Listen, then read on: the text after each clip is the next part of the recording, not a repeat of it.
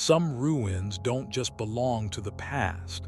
They feel like warnings, etched in stone, buried in silence, waiting for someone to finally understand.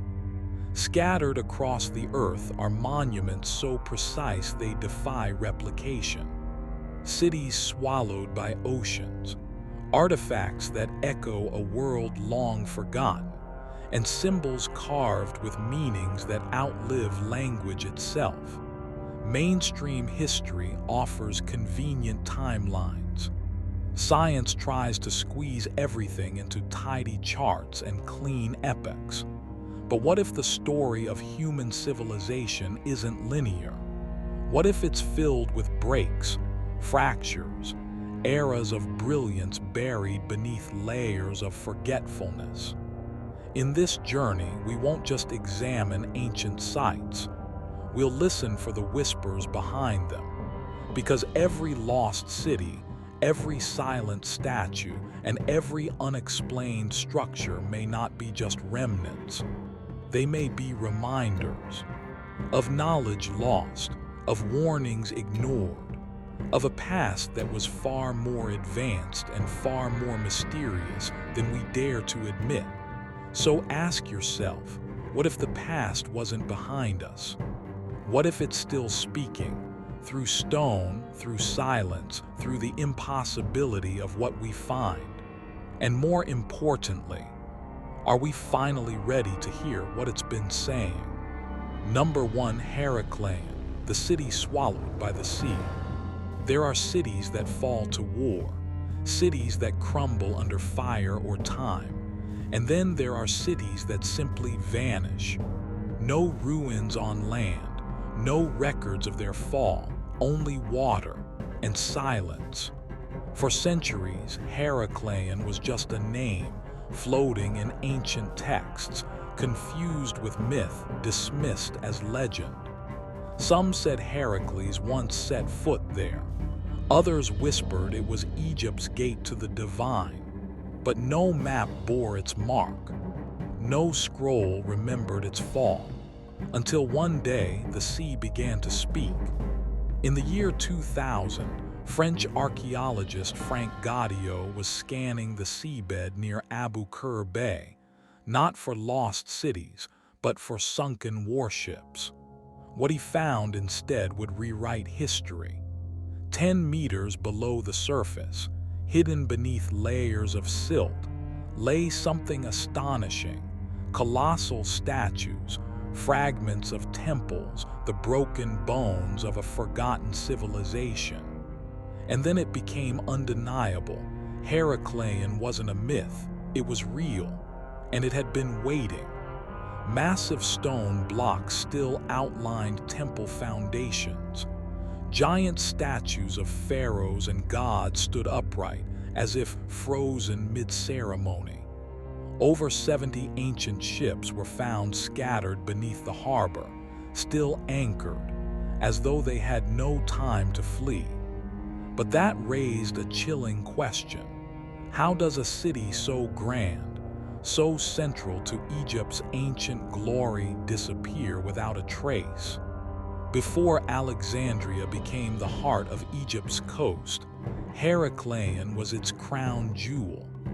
A thriving Mediterranean port where taxes were collected, rituals performed, and foreign ships docked in reverence. Its harbors welcomed vessels from Greece, Phoenicia, and beyond. Its temples rose above the delta like monuments to the gods. And then silence.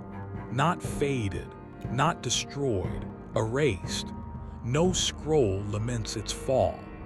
No historian recounts a final battle.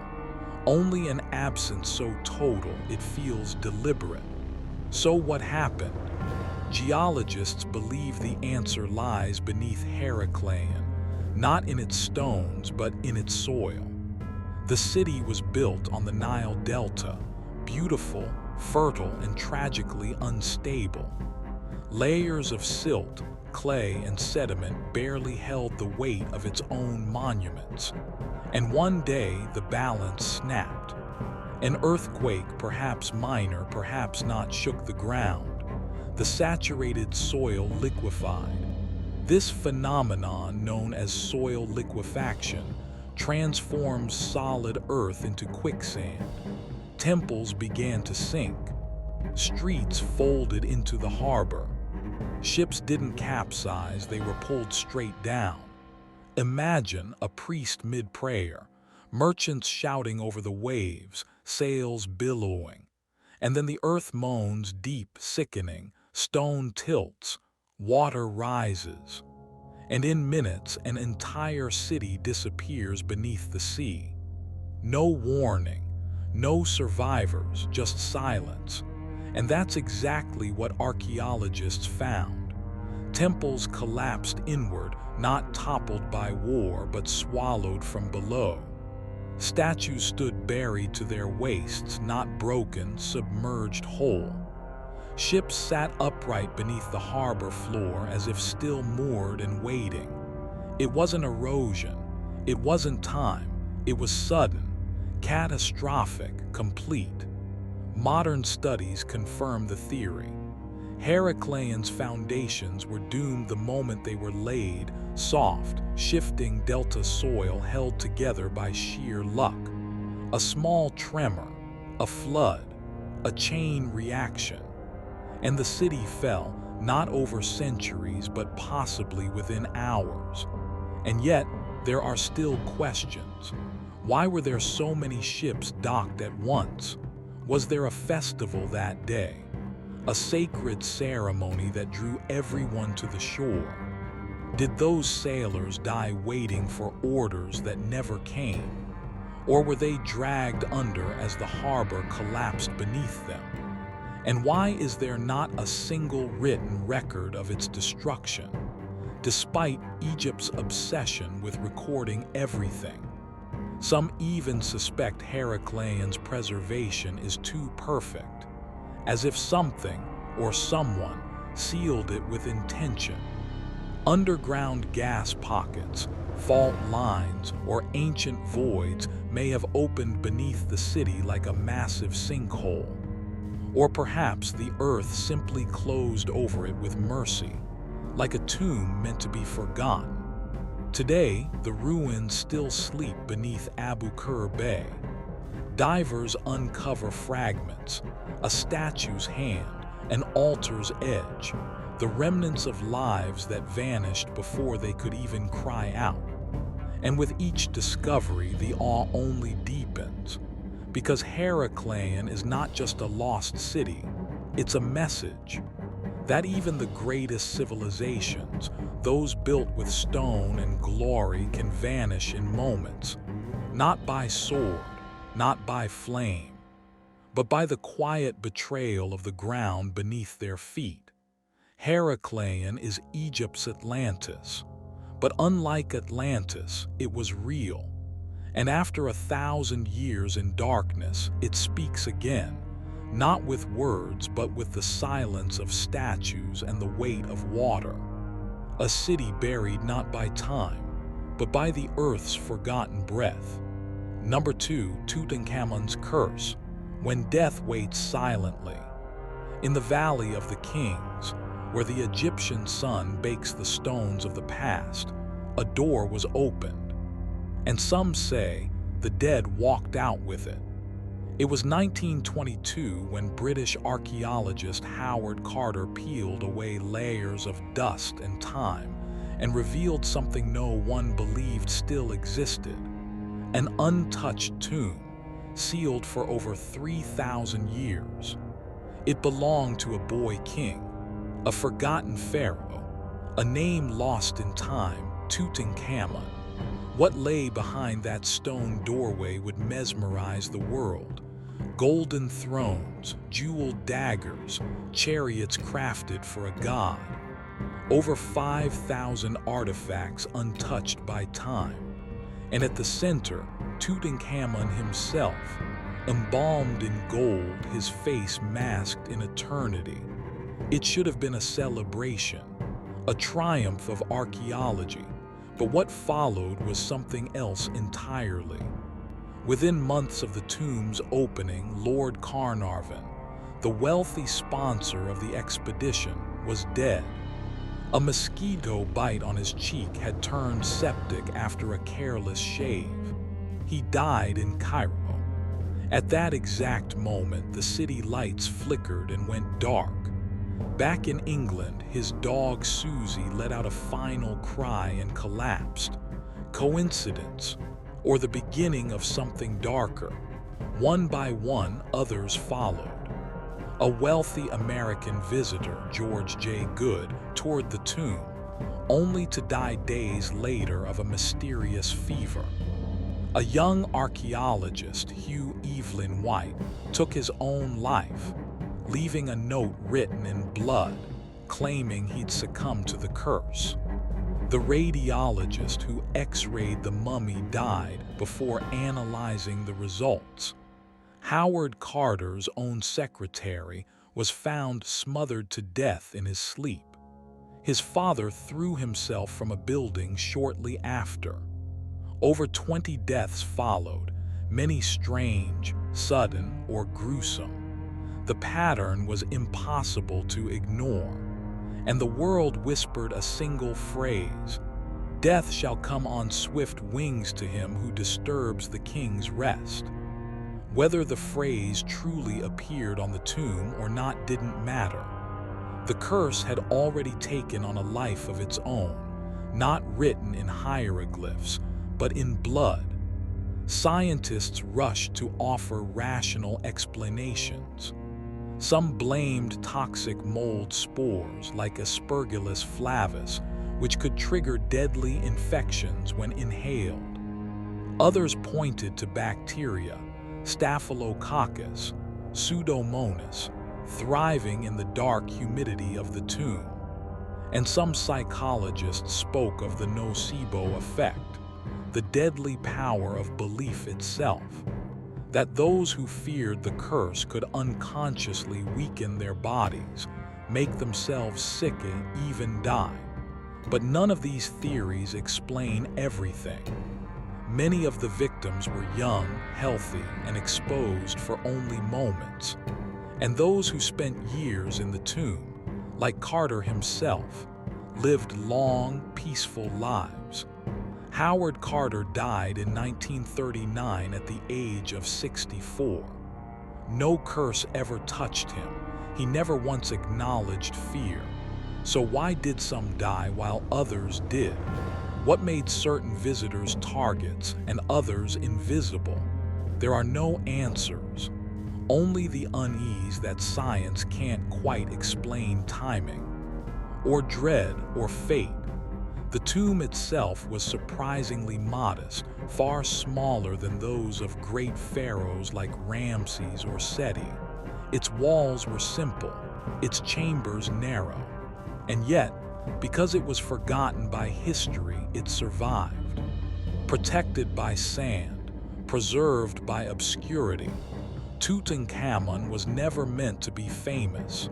He ruled for less than a decade. He left behind no great monuments, no military victories. He died before 20. And yet in death, through a twist of fate, or something more, he became immortal. His golden mask is now a symbol of Egypt itself. His name is spoken by schoolchildren across the world. And his tomb became a story not of glory, but of fear. The fear that something ancient still watches us. The fear that some doors were never meant to be opened. And the quiet realization that the past does not always stay buried. Because when we step into the tombs of the forgotten, when we touch the gold of gods and the silence of kings, we may not be alone. Tutankhamun was not the most powerful pharaoh, but perhaps he was the most protected by silence, by time, by something science still refuses to name. And long after the treasures were removed and the stories turned to legend, his tomb still whispers the same warning. Not everything buried is meant to be disturbed. Number 3. The stone spheres of Costa Rica, circles of silence. Hidden beneath the jungles and rain-soaked lowlands of southern Costa Rica lies a mystery as quiet as it is perfect. Hundreds of stone spheres, some small enough to fit in your hand, others weighing over 15 tons, dot the land like the punctuation of an ancient thought. They are nearly flawless. They are impossibly round, and no one knows why they were made. These are not random boulders shaped by erosion. They were carved deliberately, painstakingly. From granite, gabbro, and other stones so hard they defy the tools supposedly available at the time. The culture believed to have created them, known as the Dikwis, left behind no written language, no cities, no monuments, no images of gods or kings, just spheres, perfect, patient spheres. And that silence is the mystery. Why choose the most difficult geometric shape in existence? A sphere has no flat surface, no guiding lines. To sculpt it from solid stone requires mastery from every angle, mathematical precision, tools of remarkable control and time. So much time. And yet we find them everywhere, in forest clearings, in riversides, in places that seem ritualistic, yet offer no inscriptions, no altars, no explanations. Some believe they were boundary markers, aligning with the stars or tracking the solstices. Others think they were symbols of status or cosmic order, but no theory fits them all.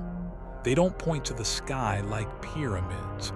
They don't tell a story like hieroglyphs. They don't resemble gods or rulers or animals. They simply exist, as if the shape itself was enough. What's even more astonishing is the method of their creation. Granite ranks among the hardest natural materials, requiring diamond-tipped tools in modern times. And yet the Dikwis, who lived between 300 and 1500 CE, had no iron, no steel, no wheels, no cranes. So how were the spheres made? Some speculate they heated the rocks with fire and cracked them using cold water, then shaped them with quartzite and sand. But this method can only explain small stones, not the ones that weigh more than a car, and not with the level of symmetry seen in some of the largest specimens, so exact that modern instruments barely detect a flaw. Even more puzzling, there are no unfinished spheres, no half-carved rejects, no discarded prototypes. It's as if they already knew exactly what they were doing, as if they weren't experimenting but remembering. John Hoops, an archaeologist who studied the spheres for decades, once said, "If I didn't know better, I would assume they were made using modern machines." But they were made by hand, by people who vanished. Some of these spheres were transported across dozens of kilometers, without wheels, without draft animals. They rest now in places surrounded by jungle, mountains, or riverbeds. And still, no one can explain how they were moved. There are no ramps, no tracks, no carvings showing transport, just the stones where they were placed. And that may be the most powerful part of the mystery, because while other civilizations built to be remembered, the Dikwis built with abstraction, with geometry, with silence. No gods, no legends, no wars recorded in stone, just the eternal circle. In ancient cultures, the circle is a symbol of eternity, of the cosmos, of a cycle without beginning or end. Perhaps to the Dikwis, that shape was everything. Perhaps they saw time not as a line, but a loop. Perhaps they understood something we've forgotten. Some anthropologists believe the Dikwis held a radically different worldview, not one rooted in hierarchy or story, but in balance, in symmetry, in the subtle elegance of form. They left no words, but maybe they didn't need to. One archaeologist said it best: "We believe ancient people needed monuments to be remembered. But maybe the Dikwis only wanted to leave behind a question." And what a question it is. Why? Why spend generations carving something so precise, only to offer no explanation? Why choose silence over glory? Why let your only legacy be a shape? Today, many of the spheres are in museums. Some have been returned to their original sites, like Finca 6, a UNESCO World Heritage Site. But even with all the preservation, the meaning remains out of reach. No carvings to translate, no tombs to uncover, just the echo of effort and the stillness of stone. In a world obsessed with answers, the stone spheres of Costa Rica defy them. They don't explain, they don't guide, they just sit timeless and unmoved. And maybe that is the point, that not all truths are spoken, not all histories are written, and not all legacies demand to be understood. Some only wish to be seen. Number 4, Mohenjo-Daro, the city turned to glass. In the vast, fertile plains once cradling the Indus River, where modern-day Pakistan now rests, the ruins of a forgotten city lie beneath the dust, silent, scorched, and unclaimed. Its name, Mohenjo-Daro, means mound of the dead, and never has a name felt more fitting. Over 4,500 years ago, long before the Great Wall of China was a blueprint, long before the pyramids of Giza stood in glory, a city was born. But not just any city, Mohenjo-Daro was an urban marvel. It had straight, grid-like streets, houses built with standardized bricks, complex drainage systems, running water, public baths, private toilets. While Europe was still in scattered tribal huts, Mohenjo-Daro had already mastered city planning. But if its birth was a miracle of engineering, then its death was a riddle carved in fire. Because one day, without war, without plague, without warning, Mohenjo-Daro died. Not slowly, suddenly. Excavations unearthed skeletons, lying across streets as if life had simply stopped mid-step. Bodies that showed no signs of struggle, no wounds, no weapons, no signs of disease, just collapse, as if death had come invisibly, instantly. And then came something more disturbing. Bricks, those same uniform bricks that formed the walls of homes and temples, were found melted. Not cracked, not eroded, melted. Some were vitrified, transformed into glass-like forms under heat so extreme it rivals what modern furnaces can achieve. This wasn't the aftermath of fire. There were no burn marks on wood, no soot, no signs of natural combustion. This was something else. A localized, targeted, incomprehensible heat, so intense it fused stone. And it didn't spread evenly. It struck in bursts, some areas untouched, others glassified, as if a blast had torn through the city and vanished.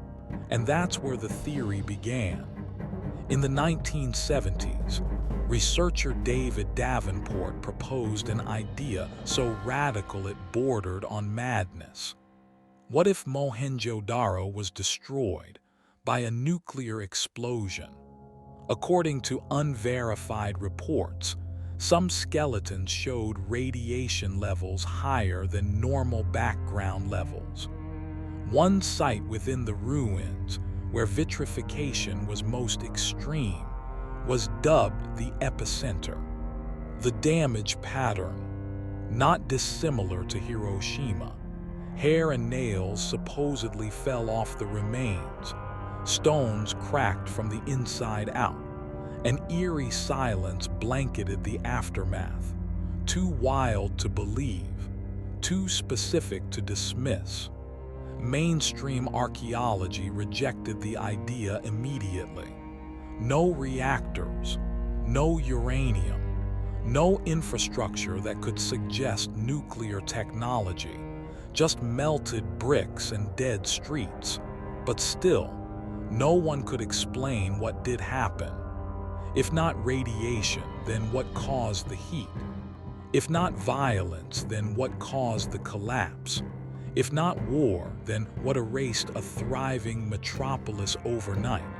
Some turned to mythology for clues. The ancient Indian epic, the Mahabharata, describes divine weapons so powerful they could turn armies to ash. A single projectile charged with all the power of the universe.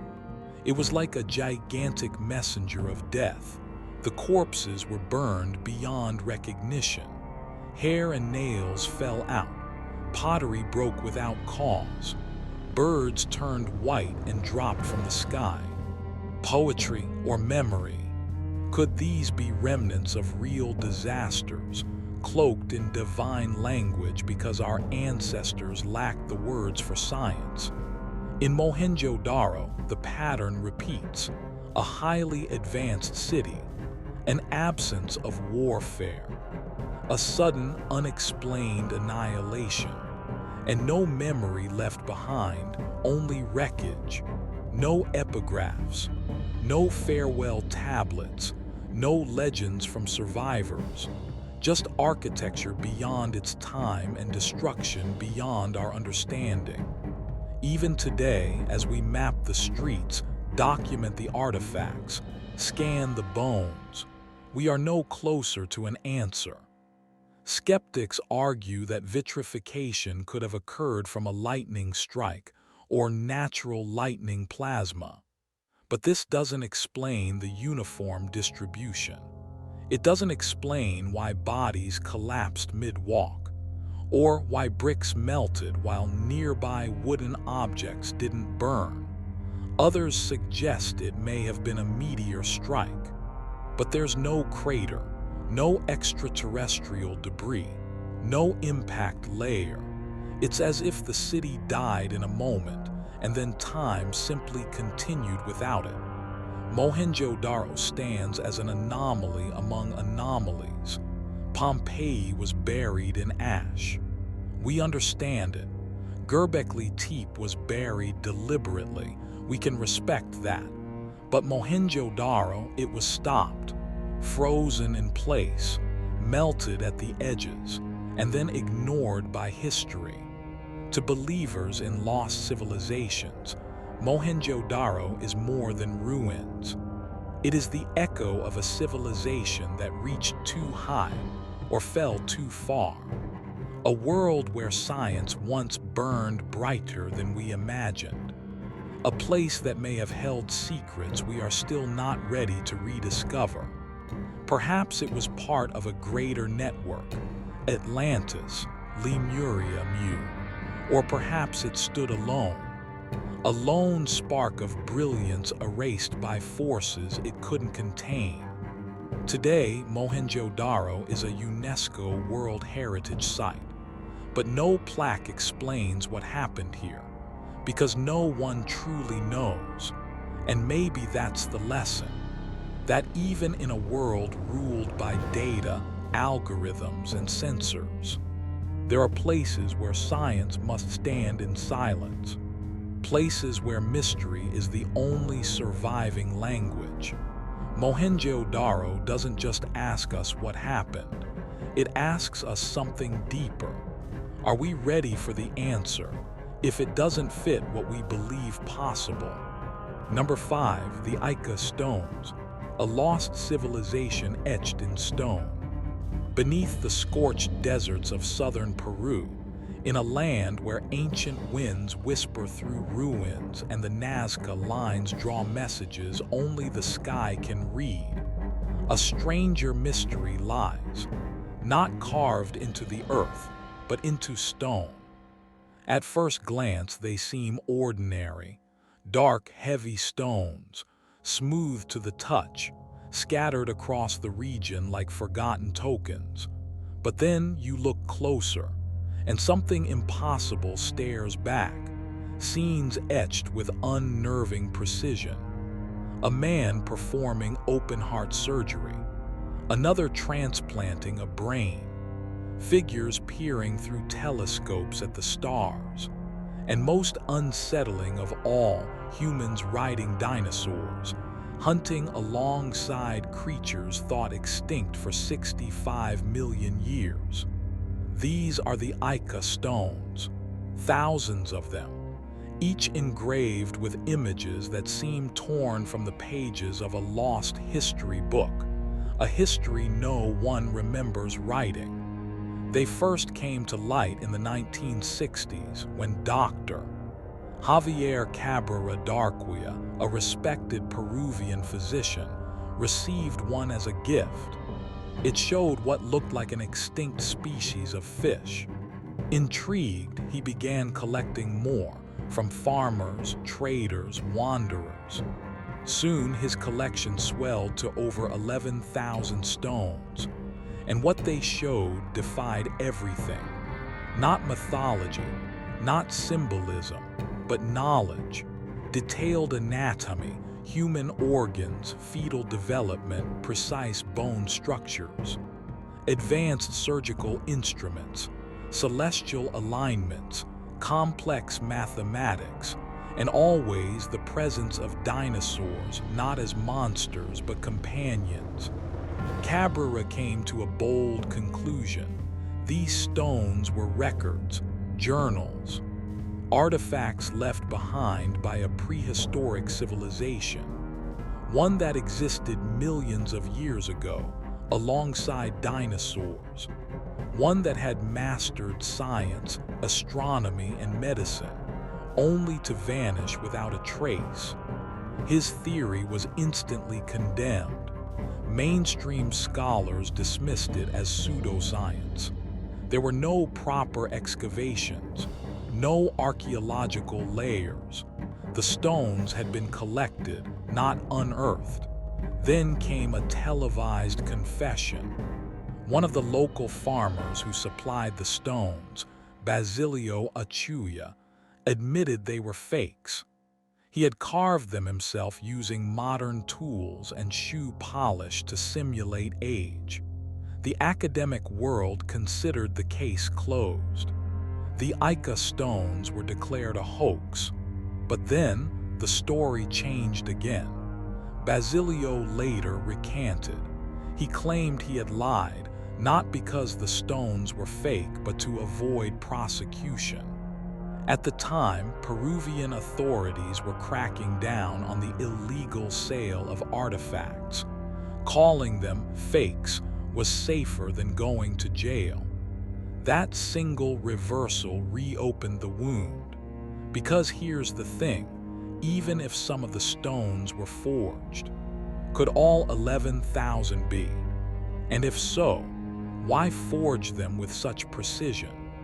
Some stones display medical knowledge that rural farmers in the 1960s simply wouldn't have had. Features of the human heart, nervous system, even surgical positioning unknown to most people even today. Others show planetary configurations and eclipses that align with celestial events. No one has ever caught a forger in the act, and none of the tools supposedly used to fake them have ever been recovered. Still, without scientific excavation or carbon-dated sediment, the stones remain in limbo, neither confirmed nor disproved. Even today, when examined under a microscope, Some engravings show mineral deposits inside the carved lines. These mineralizations suggest long-term aging, potentially spanning hundreds or thousands of years. But without peer-reviewed studies, the mystery remains unsolved. Supporters argue that the stones are too vast, too specific, and too strange to be an elaborate prank. Skeptics say belief has outpaced evidence, and yet the stones endure.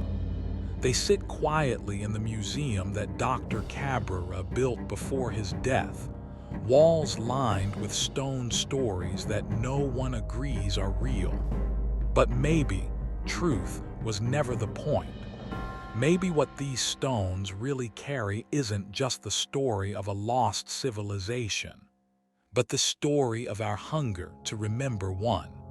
Because even if the stones are fake, they speak to a deep human intuition. That history is not complete, that something great came before us, and that we are merely the echo of a cycle far older than we know. Think about it. How many times has science been wrong? How many discoveries were first dismissed, only to be later confirmed? How many truths were once called myths? The Aika Stones may be genuine. They may be the work of a clever hoaxer. But either way, they have power, because they've forced us to confront what we don't know. They've reminded us that history is not a straight line, but a labyrinth. And in that maze, a small stone can become a key or a question. What if we weren't the first? What if the past we've built is only a fragment? And what if someone somewhere tried to tell us something before they disappeared? Maybe that's all the Aika Stones are. Not proof, not fiction, but a final whisper from a world that once was. Number 6, Nan Madol, the floating city with no builders. Far out in the blue heart of the Pacific, where waves speak in silence and wind carries only legends, lies a city built on the impossible.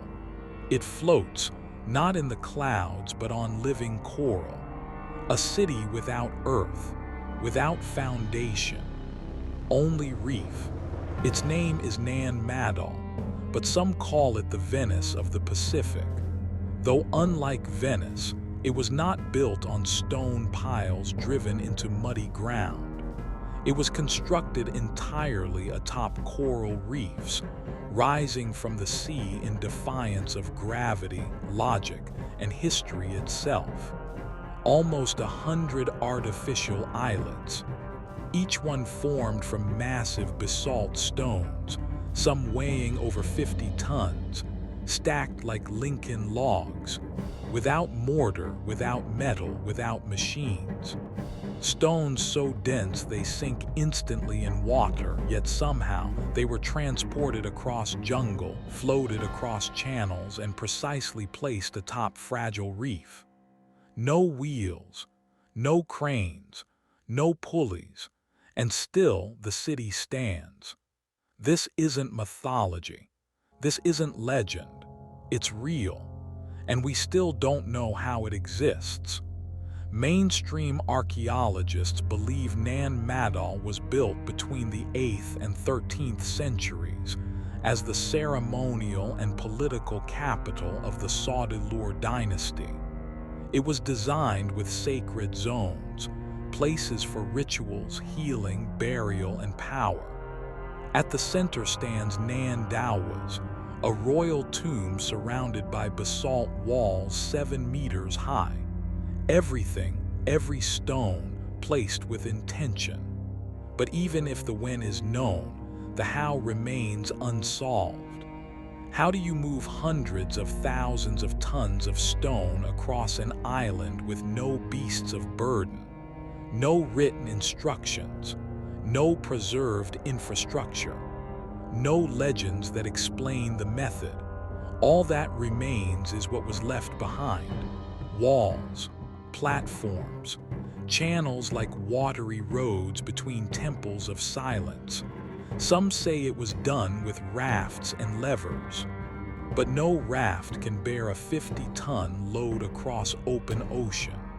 No lever system accounts for the perfect alignment and precision. Others believe the answer lies in lost technology, an ancient science now erased.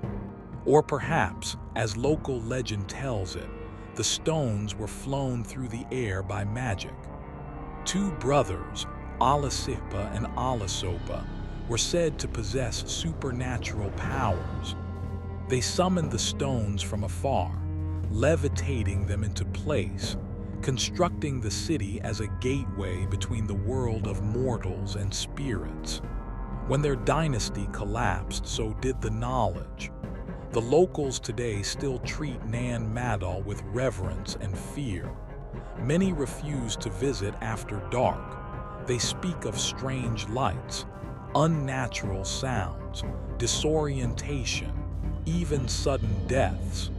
Even modern explorers have reported electronic malfunctions, dizziness, and a deep, inexplicable pressure, as if something in the city watches, waits. But perhaps the strangest truth lies not in myth or magic, but in silence. Because no written records exist. Not one line describes how Nan Madol was built. No scrolls. No oral traditions with detail, only a void. A city this monumental, yet no blueprint. No story of triumph. No list of names. Why? Was the knowledge too sacred to write down? Or too dangerous? Some researchers believe Nan Madol's layout aligns with astronomical phenomena, particularly the summer solstice. If true, it suggests its builders possessed advanced understanding of celestial cycles. But where did that knowledge come from? There's no evidence the Saudi-Lure people developed such sciences independently. Which raises an even deeper question. Did they inherit this place? Did they build it or find it? Because Nan Madol doesn't look like it belongs to the same timeline as the rest of Micronesia. It feels older, more deliberate, almost foreign. No other ancient city on Earth was built entirely over the ocean like this. Not Egypt, not Peru, not China, only here, and it breaks every rule. The choice of location defies practicality. The construction defies technology. The absence of records defies history. And yet it stands, centuries later, unmoved, unexplained. Nan Madol is not just a ruin, it is a contradiction, a ghost city floating on coral, a sacred space with no known builders, a monument to something we cannot decode. Some believe it was a portal between worlds. Others say it was a burial city for kings. But perhaps it was both. Or perhaps it was never meant to be understood, only witnessed. Because there are places in the world that do not teach, they warn. And Nan Madol whispers still, through stone and salt and shadow. Not everything that rises from the sea was meant to be found. And not every silence is empty. Number 7, Gerbeckley Teep, the seed of civilization. Long before Egypt raised its pyramids, before Mesopotamia etched cuneiform into clay, before the wheel turned, there was Göbekli Tepe. Nestled in the highlands of southeastern Turkey, near the ancient city of Urfa, Gerbeckley Teep was never supposed to exist, at least not according to the textbooks. Discovered in 1994 by German archaeologist Klaus Schmidt, what began as an ordinary dig quickly became something extraordinary. Beneath the dusty hills lay monolithic T-shaped pillars, some weighing up to 50 tons, carved with vultures, snakes, scorpions, and mysterious abstract symbols, arranged in vast circular enclosures. But it wasn't the carvings that stunned the world. It was the age. Gerbeckley Teep was built in 9600 BCE. That's over 11,600 years ago, 7,000 years before Stonehenge, twice as old as the Great Pyramid, and more than 5,000 years before humans were believed to have invented farming, writing, or organized religion. Which begs the question, who built this? And more importantly, why? There were no cities nearby, no evidence of long-term settlement, no hearths, no homes, no fields, only stone, massive, sacred, and deliberate. It wasn't a shelter, it wasn't a fortress, it was a temple built by hunter-gatherers. This flips our timeline upside down. We've long believed that agriculture came first, settlement, then surplus, then religion. But Gerbeckley Teep suggests the opposite. That belief came first. That the hunger to gather, to worship, to connect with something greater may have been what sparked civilization itself. And then, just as mysteriously as it rose, it was buried. Not by time, not by erosion, deliberately, layer by layer, filled with rubble, bones, and sediment, preserving the site like a sealed message in a bottle from the dawn of consciousness. Why would its builders do this? Some believe it was a ritual closure, the end of an era. Others suspect fear, perhaps a cosmic event, a perceived omen, or a desire to hide sacred knowledge. But the truth remains buried like the site itself. And the carvings, they remain undeciphered, no known script, just images that hint at cosmic alignments, animal spirits, solar cycles. Some believe it functioned as a celestial calendar. Others see it as a spiritual interface, a transmitter of meaning rather than message.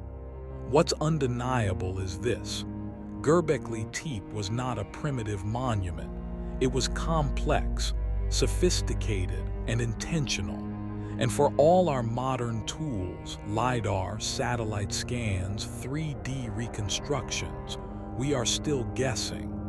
Because Gerbeckley Teep is not just a place, it's a question carved into stone, then hidden for 10,000 years.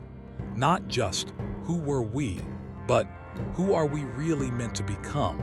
From the drowned temples of Heracleion to the melted streets of Mohenjo-Daro, from the eternal silence of stone spheres in Costa Rica to the perfect geometry of Göbekli Teep. Each of these places speaks a truth we're still learning how to hear. They weren't just buildings. They were messages etched into stone, buried in silt, preserved in silence. They challenge what we think we know about science, about time, about ourselves. Not every mystery is meant to be solved. Some are meant to be remembered, some to be respected, and some to be feared. Because the real question is what happened. It's what have we forgotten? And what are we still not ready to remember? So the next time you walk through a museum, stare into the eyes of a statue, or brush your fingers across the grooves of an ancient wall, listen, because the past is not asleep, it's whispering, and some of those whispers are warnings.